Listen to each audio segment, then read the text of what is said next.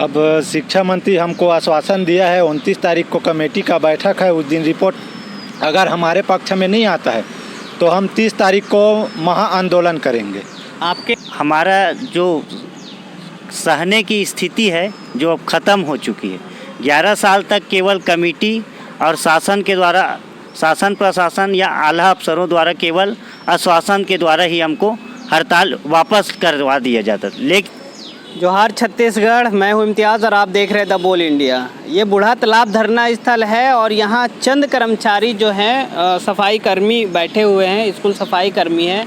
इनका एक ही मांग था, सिर्फ अंशकालीन से पूर्णकालीन करना, और उसको लेकर सरकार ने इतना टाइम लिया है क्योंकि आज इनका धरने का 150 दिन हो गया, 150 दिन हो चुके हैं, यानी पूरे 5 महीने। छत्तीसगढ़ के इतिहास में, राजधानी के इतिहास में ये पहली धरना इतना लंबा जो चला हो वो 150 दिन है। हम इनसे जानने का प्रयास करेंगे कि इन लोग लगातार यहाँ क्यों डटे हुए हैं। इनका घर का खेती का कामकाज भी चालू है क्योंकि अभी रोपाई का काम जो है ज़ोरों से चल रहा है, बारिश तेज़ हो रही है। आप क्यों यहाँ डटे हुए हैं, क्यों धरना छोड़ नहीं देते? क्योंकि आपका 2 नुकसान है, एक तो खेती बाड़ी का, एक तो आप कामकाज पे नहीं लौट रहे हैं। अब हमारा जो सहने की स्थिति है जो अब ख़त्म हो चुकी है।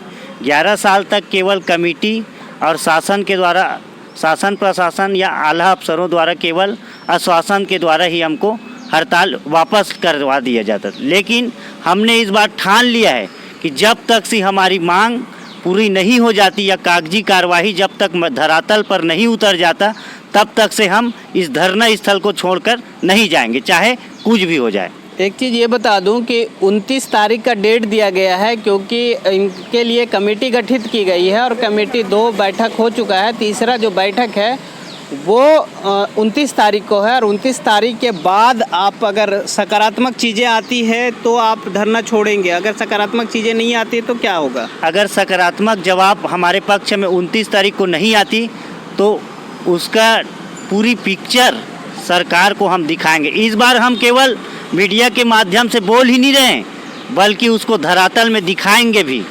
ये चैलेंज है शासन प्रशासन को। क्या रहेगा, क्योंकि आप नया रायपुर में उग्र आंदोलन किए, उसके बाद प्रशासन के कानों पे थोड़ा सा जू रहेगा, उसके बाद सबमिट कुछ पॉजिटिव चीज़ें आपके हक में आई है। जी, इस बार शासन प्रशासन अगर 29 तारीख की स्थिति में हमारा जवाब हमारे पक्ष में नहीं आता तो हम तोड़ फोड़ तो क्या, हर वो हथकंडा अपनाएंगे जो शासन को सोचने के लिए विवश कर देगा। क्या लगता है कि आपके हक में 29 तारीख का, क्योंकि 150 दिन बहुत होते हैं, आपके हक में रिपोर्ट आने वाली है?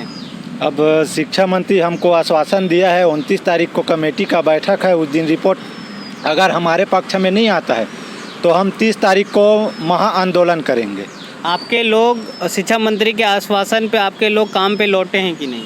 अभी तो काम पे नहीं लौटे हैं, सभी कर्मचारी हड़ताल पे हैं। कई स्कूल में तो कामकाज जारी है आप लोगों का? नहीं सर, अभी तो नहीं है, हम तो हड़ताल में हैं अभी।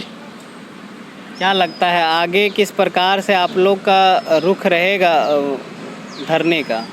अब शासन प्रशासन को समझ जाना चाहिए। अब वो 5 तारीख को जो हुआ है ना वो सिर्फ टाइटल था।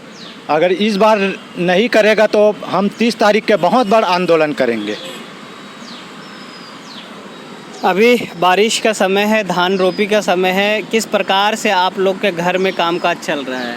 अभी इस समय जब आप लोग यहाँ हैं तो कामकाज किस प्रकार से? हम खेती बाड़ी छोड़कर यहाँ बैठे हुए हैं धरना स्थल में। जितने भी खाने पीने के सामान थे वो भी ख़त्म हो जाए। घर में जाते हैं, घर के लोग बोलते हैं क्या हुआ, कुछ नहीं हुआ, ऐसी टाइप के परेशान भी करते हैं घर के लोग। इसलिए जहाँ तक हो सके हमारी मांगों को पूरा नहीं करती है सरकार तब तक यह धरना स्थल को नहीं छोड़ेंगे।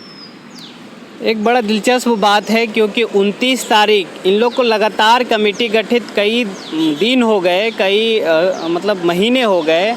पहले भी कमेटी गठित कर चुकी थी, एक बार ये भी हल्ला हो चुका था कि इन लोगों की मांगें पूरी हो चुकी है। उस चीज़ को एक कड़ी आश्वासन मिला था। उसके बाद इन लोग ने ये भी तैयारी कर लिया था कि हम जश्न मनाएंगे क्योंकि हमारी मांगें पूरी होने वाली। अब दिलचस्प बात यह है कि 29 तारीख के इनके हक में क्या मिलता है, या वही गोलगप्पे मिलेगा या फिर इनके हक की मांग की कुछ चीज़ें सकारात्मक आएगी। आप देखते रहें द बोल इंडिया, मैं हूँ इम्तियाज़।